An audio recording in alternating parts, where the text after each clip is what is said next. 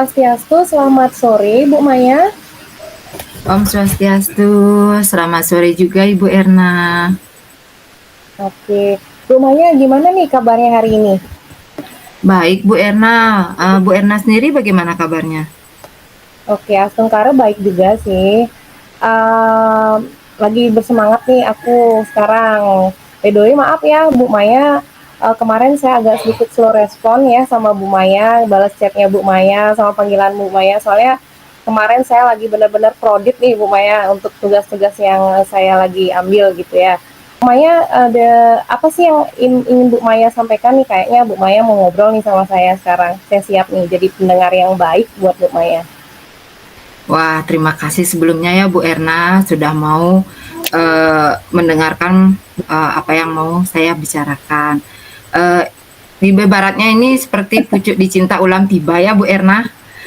Begini ya Iya, Bu ya, iya. saya sedang memikirkan sesuatu. Nah, ini terkait dengan keadaan siswa saya, Ibu, di mana Mhm. siswa saya sendiri sampai sekarang masih belum bisa membaca, Ibu. Maaf Hmm, nih, Bu, saya jadi curhat jadinya sama Ibu. oke. Oh, berarti Ibu lagi punya masalah nih ya. Tidak apa-apa, Bu, curhat aja sama saya. Saya senang bisa membantu. Mudah-mudahan dengan Ibu bercerita dengan saya, Ibu nanti bisa menemukan solusi ya dari permasalahan yang Ibu hadapi. Bu Maya, dari percakapan ini apa yang ingin Bu Maya dapatkan ya, kalau boleh tahu? Begini, Bu Erna, seperti yang sudah saya sampaikan tadi, di kelas saya mempunyai satu orang siswa yang Mhm. tidak bisa baca tulis, Ibu. Di setiap Hmm, saya mengajar, anak ini hanya duduk diam, jarang memperhatikan pembelajaran yang saya berikan, Ibu. Nah, terus saya berpikir tentang apa yang terjadi sama anak ini. Saya kasihan Ibu dengan anak ini. Masa terus-terusan sih anak ini tidak bisa membaca, tidak bisa menulis. Eh, Selama dia belajar itu tidak ada saya melihat perkembangan dari anak ini, Bu. oh, berarti dia lagi kesulitan belajar kali kalau bisa saya simpulkan ya Bu ya. Nah kalau Iya, boleh Ibu. tahu Bu Maya, ini anak ini yang Ibu bilang itu udah kelas berapa sih sekarang? Nah, anak ini sudah kelas 2, Ibu. Oh, kelas 2. Oke. Jadi menurut pandangan Ibu nih, kalau anak kelas 2 itu sudah sesuai nggak nih kemampuannya nih dengan apa yang Ibu ceritakan tadi untuk anak ini nih?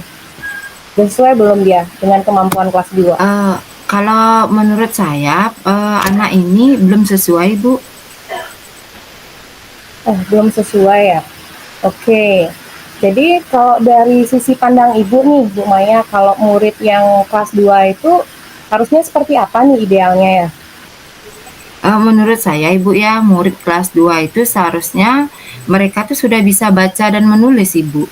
Nah, Hmm, namun saat ini anak tersebut belum nampak mampu Ibu.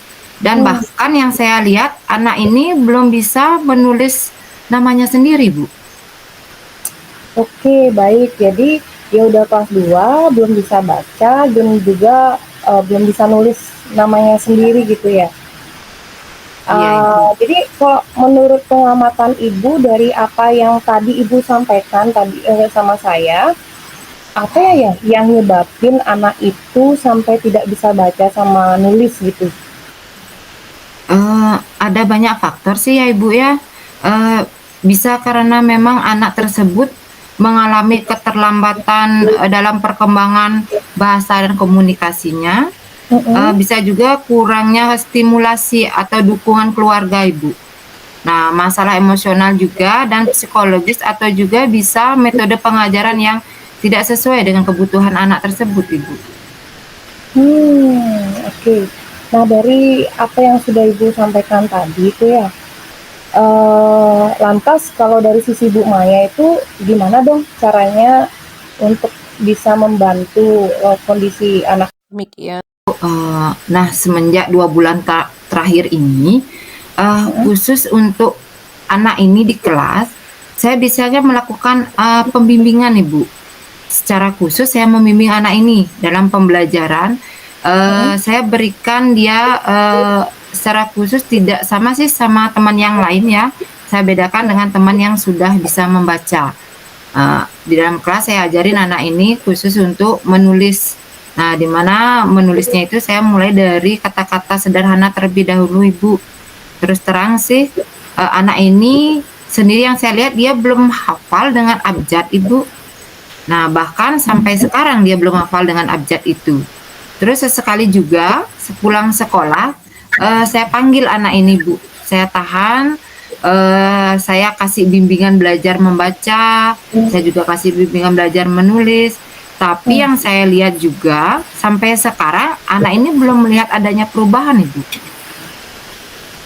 Oke, jadi sudah sekian treatment Ibu lakukan kepada anak ini. Kayak tadi udah diperkenalkan huruf-huruf yang sederhana, kemudian bahkan saat Ibu dia harusnya pulang, Ibu minta jam lebih gitu ya, supaya anak itu Iya. mau belajar lagi gitu, lebih lama belajarnya supaya cepat bisa gitu. Tadi sudah beberapa kali treatment itu saya dengar dari Ibu berikan kepada anak ini. Mungkin dari sisi Ibu ada nggak dengan lain yang bisa Ibu kasih kepada anak ini? Oh iya, Ibu.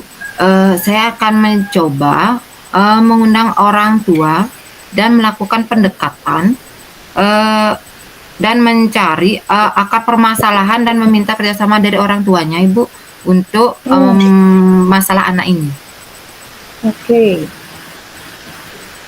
Oke, berarti Ibu akan mengundang orang tuanya.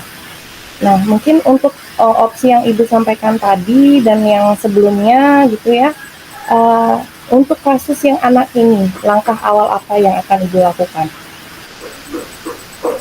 Begini, Ibu, saya akan menghubungi dan mengundang orang tuanya, Ibu. Sudah tentu saya akan meminta izin dulu sebelum saya mengundang orang tuanya. Saya akan meminta izin dulu terhadap kepada kepala sekolah, Ibu. Terus saya akan mencari tahu bagaimana sih sebenarnya keseharian anak ini di rumah.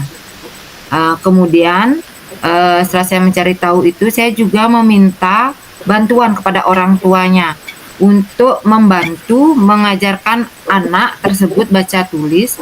Bila perlu anak tersebut biar dikasih bimbel, Ibu, untuk baca tulisnya agar anak ini memiliki kemajuan dan memiliki kemampuan dalam baca tulisnya, Ibu. Oke, saya sudah menangkap nih poin-poin yang Ibu sampaikan. Berarti kemungkinan rencananya Ibu akan minta izin dulu pada kepala sekolah gitu ya. Terus Ibu juga akan meminta bantuan kepada orang tua untuk mengajarkan lagi membaca dan menulis di rumah untuk dapat orang tua yang memberikan waktu luang yang lebih kepada anak ini gitu ya. Nah, terus dari yang Ibu Maya sampaikan itu, kapan ya mau Ibu Maya lakuin? Nah, dari yang saya sampaikan itu, untuk pemanggilan orang tuanya ya, Ibu, ya, saya akan lakukan secepatnya, Ibu. Mungkin dalam minggu ini, agar semakin cepat semakin baik, Ibu, demi anak ini, Bu, demi kebaikan anak tersebut. Oke, berarti secepat besok atau lagi kapan gitu, lagi 2 hari, mungkin lagi 3 hari gitu, secepatnya pokoknya gitu ya, biar Iya, sampai. Ibu, saya izin dulu kepada kepala sekolahnya, Ibu, kalau bisa secepatnya. Oke, wah bagus banget itu Bu idenya ya. Nah, dari ide itu gimana dong caranya Ibu untuk membangun komitmen diri Ibu supaya Ibu bisa konsisten nih pada rencana-rencana yang udah Ibu jabarkan tadi? Saya akan tetap optimis, Ibu, dalam membimbing anak tersebut hingga anak tersebut memiliki perubahan kemampuan dalam membaca dan menulis yang lebih baik, Ibu. Oke. Nah, selain itu kira-kira ada nggak orang lain yang bakal Ibu libatkan gitu? Yang Ibu libatkan gitu maksudnya. Ada nggak? Orang yang saya libatkan tentunya yang pertama yaitu kepala sekolah, Ibu. Nah, selain kepala sekolah juga saya butuh rekan sejawat, Ibu. dan tentunya orang tua dari siswa tersebut. Oke, jadi Ibu Maya ingin melibatkan kepala sekolah, kemudian rekan-rekan gurunya Ibu ya, kemudian juga orang tuanya. Nah, selain dari ketiga orang ini gitu ya, ada nggak mungkin orang lain lagi yang akan Ibu libatkan untuk mendukung upaya Ibu nih terhadap perbaikan anak muridnya? Selain kepala sekolah, rekan sejawat, saya mungkin akan mencoba melibatkan siswa ya Ibu ya, atau temannya Ibu. Di mana anak itu kan biasanya kalau dengan teman lebih gampang ya, lebih gampang bergaul seperti itu. Nah, saya akan menggunakan anak ini sebagai tutor sebaya Ibu untuk mengajari temannya yang tidak bisa baca ini agar mau membaca Ibu. Oh, oke, keren sekali loh Bu Maya sudah bisa melibatkan anak-anak yang lain ya untuk prinsip tutor sebaya gitu. Udah saya harapkan pasti akan berhasil sih, sudah keren rencananya Ibu Maya. Nah, bagaimana nih perasaan Bu Maya sekarang? Sekarang saya merasa lebih tenang Ibu, lebih lega, saya dapat curhat dengan Ibu, saya dapat mengeluarkan unek-unek yang ada dalam hati saya Ibu, tentang masalah yang saya hadapi ini. Dan saya juga mendapat bayangan apa sih yang akan saya lakukan. Saya juga sudah mendapat solusinya, apa yang akan saya lakukan untuk apa sih namanya, meningkatkan kemampuan baca tulis siswa ini Ibu. Nah, jadi saya sudah tidak merasa gelisah lagi Ibu. Terima kasih banyak Ibu sudah mau meluangkan waktunya untuk saya, untuk berbagi, meluangkan waktunya untuk mendengarkan curhatan saya Ibu. Iya, oke. Iya, sama-sama ya Bu Maya ya. Senang juga saya bisa membantu Bu Maya. Semoga kedepannya Ibu memperoleh keberhasilan dalam merencanakan segala sesuatu, terutama untuk kemajuan belajar murid Ibu dan terkait profesional Ibu menjadi guru yang baik gitu ya. Nah, saya tunggu ya Bu Maya kabar berikutnya setelah aksi ini. Semoga Ibu Maya selalu sehat dan sukses selalu buat Ibu Maya.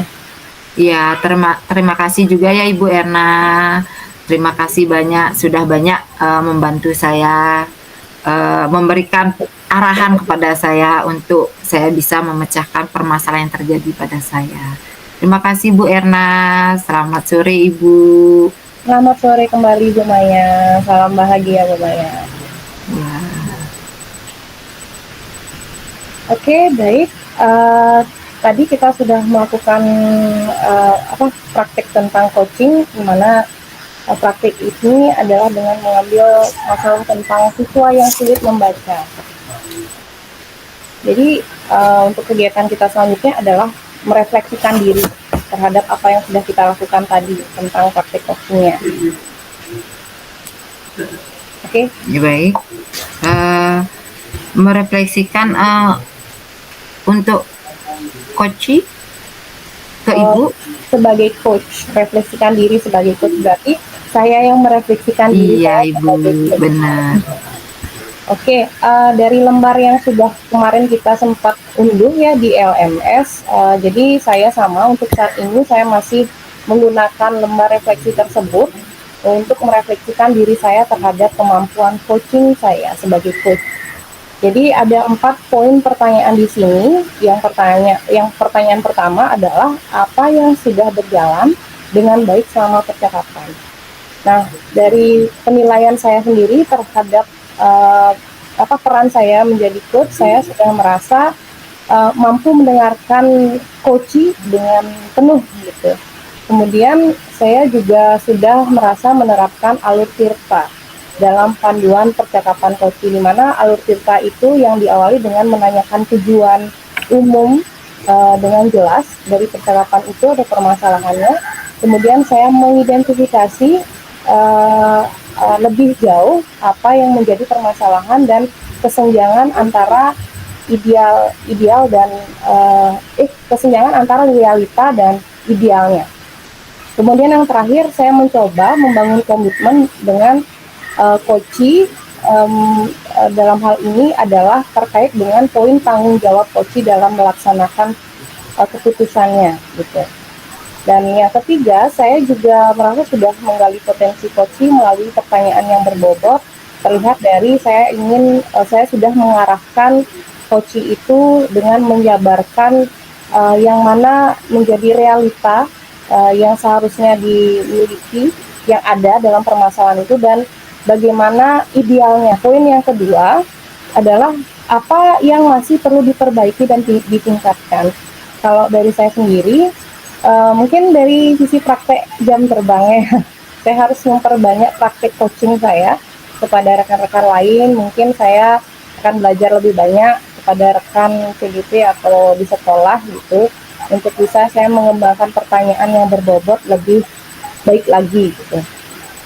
Terus yang kedua, saya merasa juga belum sepenuhnya sih bisa merangkum hasil penyampaiannya dengan baik. Ya, adalah beberapa meleset gitu yang harusnya saya ulas kembali, tetapi saya belum sampaikan gitu. Dan poin yang ketiga adalah apa yang Bapak Ibu lakukan untuk tetap dalam kondisi present atau kehadiran penuh dan saat melakukan coaching. Kalau bagi saya sendiri, yang saya bisa lakukan untuk tetap dalam kondisi penuh adalah mengkondisikan diri saya. Jadi saya harus dalam suasana yang sehat secara jasmani dan rohani. Gitu. Baru saya bisa mendengarkan atau melakukan teknik coaching itu dengan baik. Soalnya kalau saya udah nggak sehat, nggak bisa dong saya fokus, pikiran saya pasti kemana-mana. Yang kedua adalah tempatnya harus kondusif, tidak ada gangguan sehingga konsentrasi saya bisa penuh mendengarkan apa yang disampaikan oleh teman saya sebagai coach. Yang ketiga, saya membuat perasaannya nyaman. Jadi saya perhatikan dengan merespon apa yang dia sampaikan dengan mengangguk, oke, baiklah atau sebagainya. Kata-kata yang membuat teman saya sebagai coach itu bisa merasa dihargai atau didengarkan.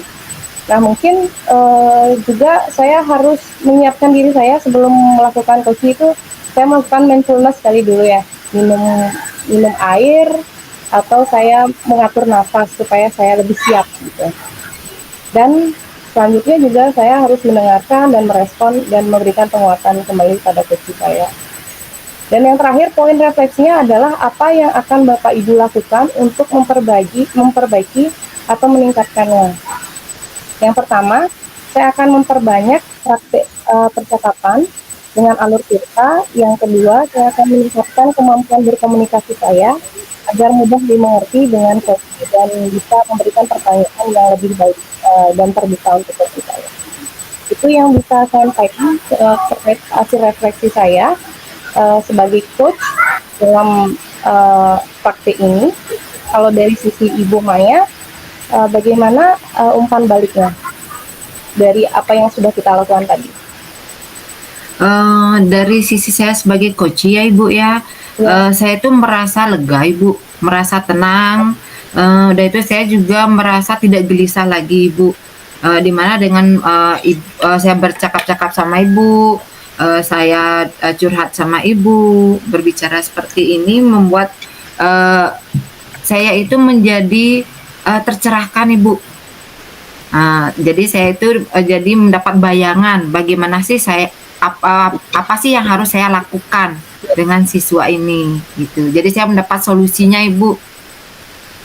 Dan itu saya senang sekali, benar senang sekali saya dengan Ibu, bercakap dengan Ibu. Saya bisa mendapatkan solusi lah yang terbaik buat saya demi memajukan siswa. Oke, baik. Terima kasih atas umpan baliknya ya Bu Maya. Saya juga merasa senang kalau Bu Maya bisa merasa lega dan nyaman dari hasil coaching saya terhadap Bu Maya. Terima kasih Bu Maya. Kita akhiri proses coaching ini dengan selamat sore. Selamat sore Ibu Erna.